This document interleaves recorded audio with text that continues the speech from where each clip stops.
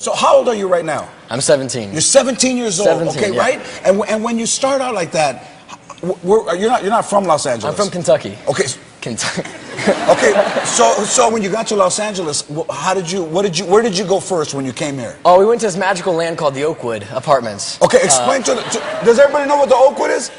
Yeah. Explain what the Oakwoods are. It's this terrifying compound, more or less, where allegedly terrifying, where every young actor, I feel like at some point, has gone through there. And it's this giant apartment complex that has a barber shop, a movie theater, a convenience store. You can live in there and never leave. And it's terrifying. And when people come to act, that's where they put them. And I have to tell you, not only kids, I've seen some amazing actors walking up and down that street from pilot season, up from this studio, up there. And what is it like to actually live there for an extended period? I've been there off and on for like 5 years. I'm not there anymore. I've made it out finally. I'm in prison. But you know, it's interesting because the competition is crazy there. All these kids are all going up for the same roles. And when I was younger, I just thought of it as being a great time because I have to hang out with young kids. But the parents are ruthless.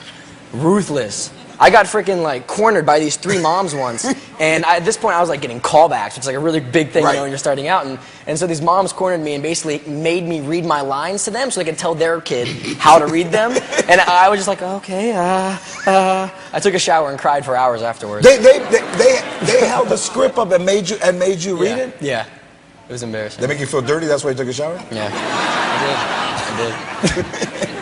So what do you have? Do you have brothers? You have brothers and sisters? You have a brother? I got a younger brother. No sisters? No sisters. So when you have a younger brother, how much younger is he? He's 3.5 years younger. So you want to be a kind of a role model and an inspiration to him. I do. I think here's the thing. I don't technically torture him. It's not torture. I call it making him a better person or making him tougher. There was one time back home in Kentucky, we used to play airsoft, like these BB guns that shoot plastic BBs, and he was wearing no shirt because we'd been swimming, and I had a machine gun, and I told him to run, and I just lit him up across the back. But I was making him a tougher person because I didn't think he was tough enough. And so did he go down? He went down hard. But then the thing is, like, all like everything, platoon style. But no, he went inside, told my mom, crying, and she came outside and took the gun from me and handed it to him, made me take my shirt off, and I stood there, and he just laid a whole clip in straight into my back, exact same spot, nearly point blank. And so I got tougher after that one. You know what they call that? They call that old school. I love that. Right, yeah. You did it to your brother. Your mom made you take off your shirt, and he fired on you. Yeah. Oh yeah. Okay, now so do you do like Wii and all that stuff? I don't do the Wii. I do real bowling, not Wii bowling. You do that, right? Oh no, I'm into outdoor stuff. I'm huge into like mountain biking and rock climbing and basketball, and I play sports a lot. That's kind of my thing. Now how did you get into rock climbing? I just, something, a good friend of mine was a big rock climber maybe like 6 years ago, and I kind of started getting into that when I was like 11 or something, and I kind of stopped for a while, but lately I just found another friend who loves it. And explain to me the principle of climbing around. I know climbing a fence because my people, but I know the fence part. Yeah. I mean, I get the fence. I mean, I get that. Okay, but climbing a rock is.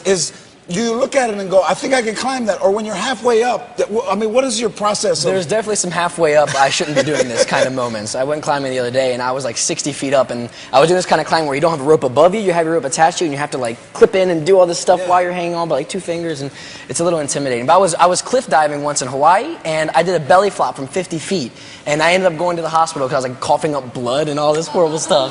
But wait a minute, but you didn't plan on doing a belly flop. It went. No, I was trying to do like a trick dive. I tried to do a front flip, and I don't know why, because I've never done a front flip of anything higher than like a diving board. But I thought, oh, it's a great idea. I'm gonna jump off a 50-foot cliff and try to do a front flip. So I over-rotated and flailed and smack, and it wasn't What did that fun. feel? Do you still remember? Yeah, I'm sure you can still remember. I don't remember the moment impact, but I remember the moment afterwards and being like, I can't breathe. I'm trying to swim, but it's not working. It had to almost have been like you hit cement, It was rough, just flat, right? It was rough. And you were bleeding from your mouth? I was bleeding, yeah. It was bad, bruised ribs, and there was a whole bunch of people there watching because everybody was jumping off. And then after I smacked the water and got up and was coughing up blood, they're all like, "We should probably leave now."